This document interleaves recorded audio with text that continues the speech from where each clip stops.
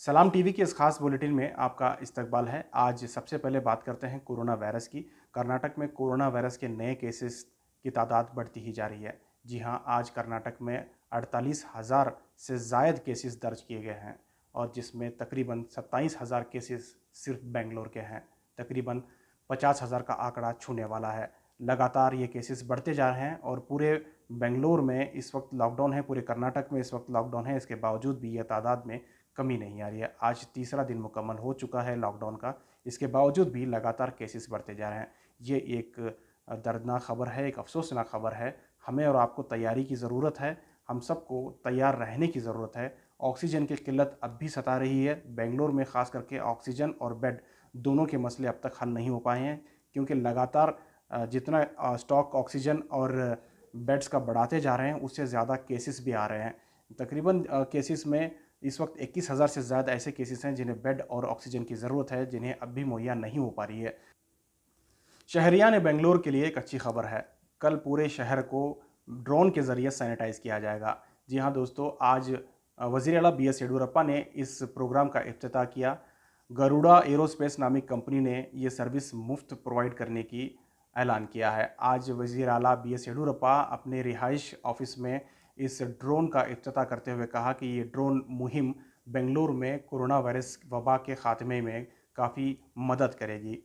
आज ड्रोन के ताल्लुक से उन्होंने बताया, कंपनी के डायरेक्टर ने बताया कि ड्रोन तकरीबन 40 से 45 किलो वज़न उठा सकता है और ये ड्रोन के ज़रिए बेंगलुरु के चप्पे-चप्पे में सैनिटाइज़ किया जाएगा और साथ ही साथ ये मुहिम 7 दिन चलाई जाएगी और उसके बाद इस ड्रोन के ज़रिए दवाइयों को एक जगह से दूसरे जगह पहुंचाने के लिए भी मदद ली जाएगी। BS येडियुरप्पा ने कहा, अगर ये मुहिम कामयाब होती है तो आने वाले दिनों में पूरे कर्नाटक में ड्रोन के ज़रिए सैनिटाइज़ करने की मुहिम शुरू की जाएगी।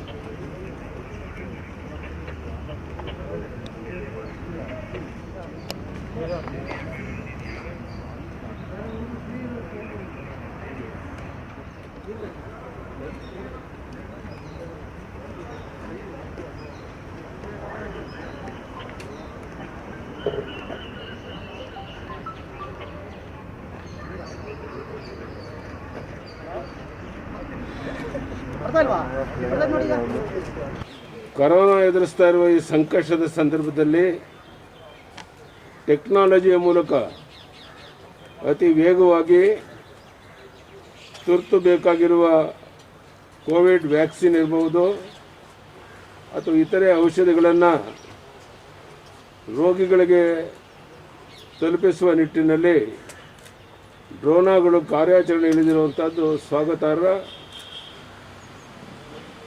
ಸುಮಾರು 35ರಿಂದ 40 kg ಸಾಮಗ್ರಿಗಳನ್ನು ತುಂಬಿಸಿಕೊಂಡು ಹಾರಿ ಬೇಕಾದೆಡೆ ತಲುಪಿಸುವ ಈ ಡ್ರೋನ್ಗಳು ಈಗ ನಮ್ಮ ರಾಜ್ಯದಲ್ಲೂ ಕಾರ್ಯಾಚರಣೆಗೆ ಇಳಿಯಲಿದೆ.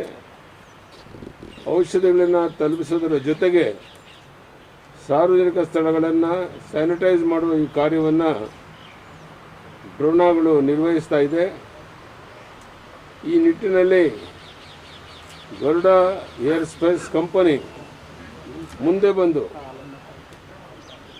ಕಾರ್ಯಾಚರಣೆ ಇಳಿತಾ ಇರುವಂಥದ್ದು ಸ್ವಾಗತಾರ್ಹ. ಇದನ್ನು ಉಚಿತವಾಗಿ ಕಾರ್ಯರೂಪಕ್ಕೆ ತಂದಿದ್ದಾರೆ. ನಮ್ಮ ಸಂಸತ್ ಸದಸ್ಯರಂಥ PC ಮೋಹನ್ ಅವರು ಸಹ ಇದಕ್ಕೆ ವಿಶೇಷವಾದಂಥ